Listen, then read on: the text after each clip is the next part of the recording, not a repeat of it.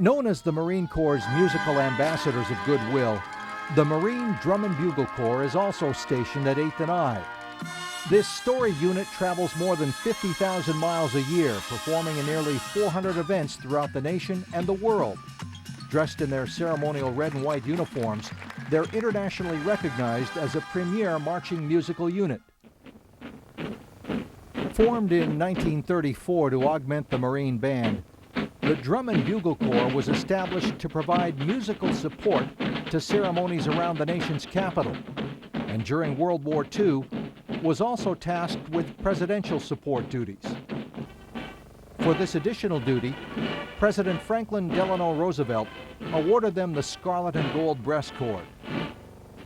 But it would not be until the early 1950s that they would be officially designated as the U.S. Marine Drum and Bugle Corps and earn the moniker of the Commandant's Own. And in 1957, they were directed to trade in their traditional blue Marine blouse for the scarlet one worn today.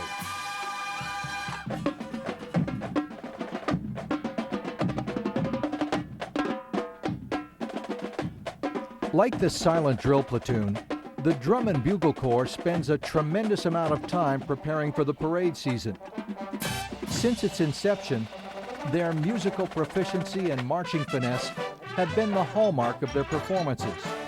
And to achieve this level of melodic and rhythmic excellence takes intricate planning and a keen awareness of the musical tastes of the day.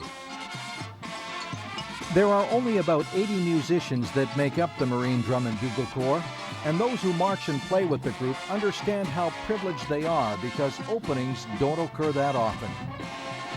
All of our Marines must indeed have, prior to entering the service, the ability to play the horn. We actually don't take anybody and teach them how.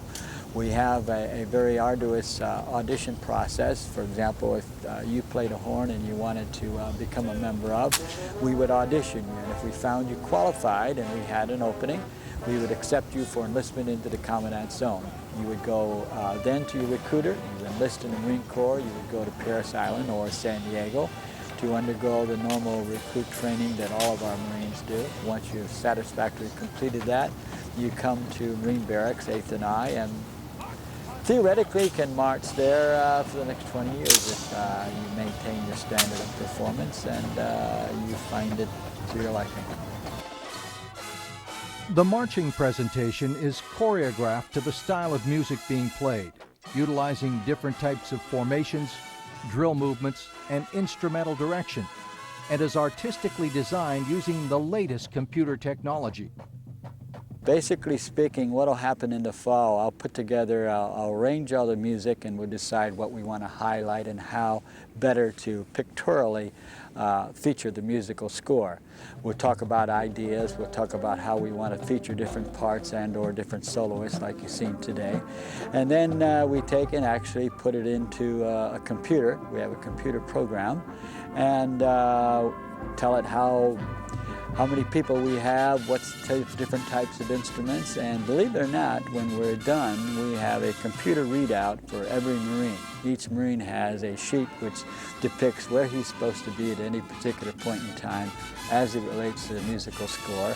And because of its 3D effect, we can actually look at it on the screen and get a good idea visually what it's going to look like before we even try it when the person's out here. So it's really speeded up the teaching process appreciably.